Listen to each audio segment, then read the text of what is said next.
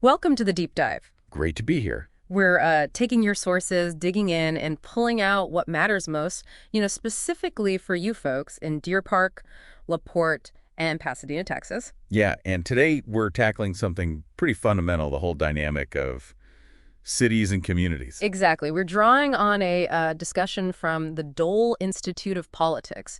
It featured Patrick Toohey from the Better Cities Project and the demographer Wendell Cox. Really interesting stuff. And it hits on that paradox, doesn't it? Yeah. We hear so much national politics nonstop. All the time. But, when you really think about it, it's the local stuff, the decisions made right here in Southeast Houston that, well, they hit closest to home, affects our daily lives directly. That's precisely why we wanted to do this deep dive for you. Our communities, Deer Park, LaPorte, Pasadena, the whole area, we're seeing real changes. Shifts in population, economic stuff, the aftermath of the pandemic. Right, and it makes you ask, okay, what is a city today? Really, how are things changing? And what does it mean for, policy and planning right here? Which is exactly what Wendell Cox got into. So maybe start with the basics, like what even is a city? It sounds simple, but It's actually not, is it? You've got Deer Park, LaPorte, Pasadena, the political lines on a map, the municipality. right.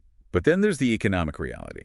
For us, that's the big Houston metro area. That's the real job market, the economic engine, And there's a third way to look at it too, isn't there? The actual built-up area. You got a physical urban footprint. And get this, the average major U.S. metro area has something like 127 separate cities within it, politically, I mean. Wow, 127. That's a lot of mayors. It is. It highlights that fragmentation. Now, one thing that really stood out in the discussion was about density, population density. It seems like we hear comparisons all the time that might be, well, kind of misleading. Oh, absolutely. This is super important for understanding our region, actually. People will compare the density of a whole metropolitan area, think Harris County, plus all the surrounding counties, including tons of rural land. Right, farms, open space. Exactly. They'll compare that to, say, Manhattan, which is, just absurd. It's apples and oranges. Completely. Yeah. The only way density makes sense is if you're looking at the urban area density, the actual built-up parts, and it's kind of mind-blowing, but about 80% of the land inside major U.S. metros is still technically rural. 80%. Even in places we think of as sprawling. Even here in the Houston metro. Loads of open space still. It kind of challenges that whole narrative of just endless sprawl eating everything. Maybe we need to think more about how we develop within the areas we already have. That really changes the perspective. So, okay, we have our local cities, Deer Park, LaPorte, Pasadena, existing within this bigger Houston economic zone. How do they, interact? Is it all cooperation? Or is there competition too? It's definitely both. You need cooperation, right, for the whole region to work.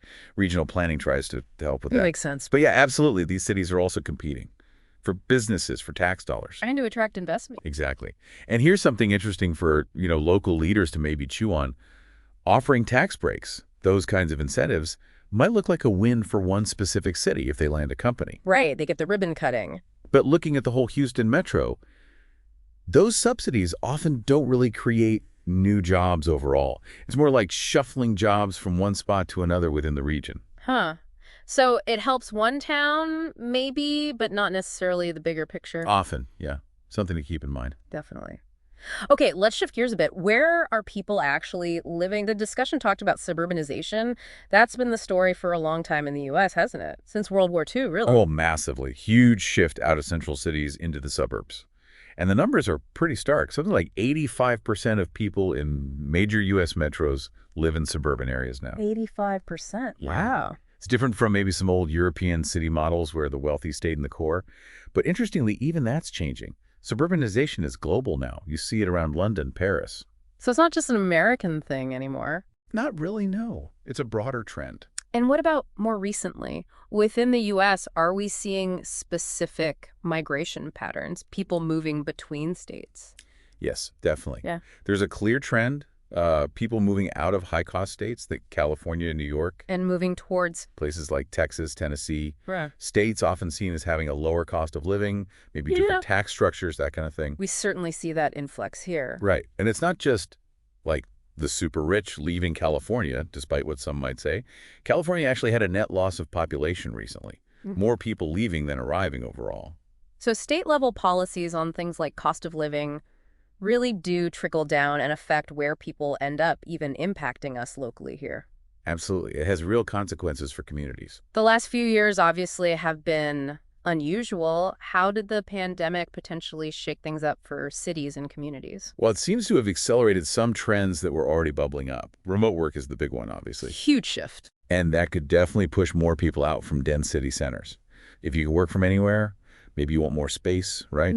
A bigger place in the suburbs or even further out, lower costs maybe. More flexibility. Exactly. And you see the impact in things like public transit ridership. It dropped significantly in many big cities. People just weren't commuting downtown the same way. Yeah, that makes sense. And that must have financial implications for those transit systems, too. Big time. It raises questions about their long-term funding and service levels. So this brings up the challenge for the older sort of core cities. How do they compete now with suburbs, especially if remote work continues to be a big factor? It's tough. Maintaining the tax base, providing services, it's a real balancing act. And here's something counterintuitive that came up. Sometimes smaller towns or jurisdictions can actually provide services at a lower cost per person than big, dense cities. Really? Now, How does that work? You'd think density would make things cheaper per capita. not always. Factors like labor costs, pension obligations for city workers, those can be higher in the big established cities. So density doesn't automatically mean cheaper services. Interesting. Okay, let's talk transportation a bit more. Public transit, you mentioned the ridership drop. How widespread is transit use generally in the U.S.? Well, outside of a few very large, dense cities like New York, it's actually pretty limited.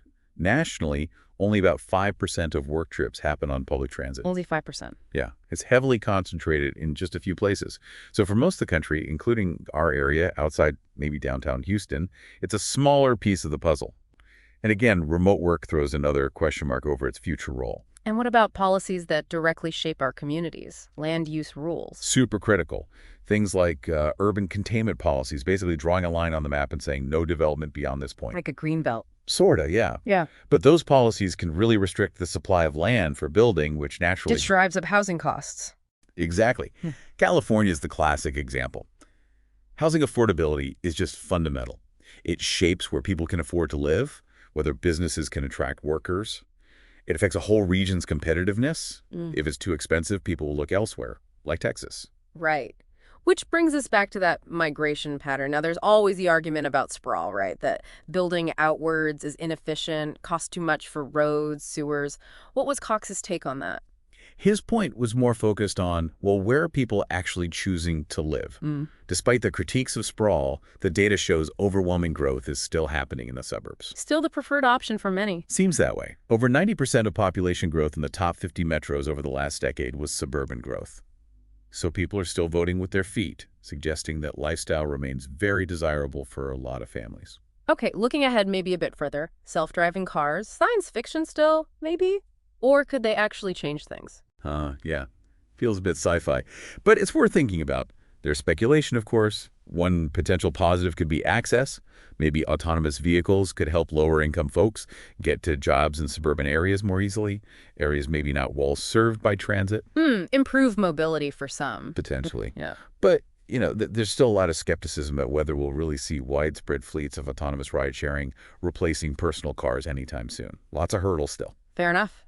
So let's bring it all home. For our listeners, for policymakers right here in Deer Park, LaPorte, Pasadena, what are the practical takeaways? What should local leaders be focusing on given all these trends? Well, it seems to circle back to competitiveness. Keeping the local government running efficiently, trying to keep taxes reasonable. Good school. Absolutely crucial.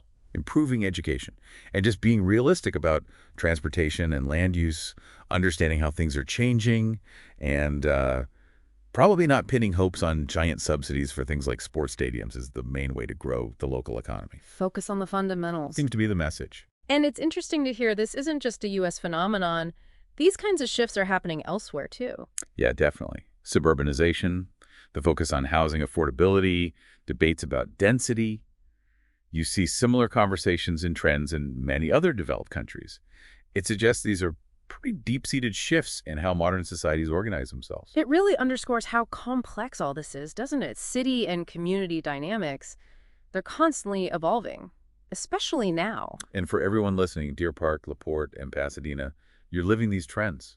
You see them playing out. Yeah, think about how these big forces, housing costs, where jobs are, remote work might be shaping your own street, your own neighborhood. It makes you consider that balance, right? Between our local identity, our pride in our town, and the reality that we're all part of this bigger Southeast Houston region, interconnected. And how our individual actions, our engagement can actually add up and make a difference for the whole area, which really begs the question for all of us, how do we contribute? How do we help our communities thrive through these changes?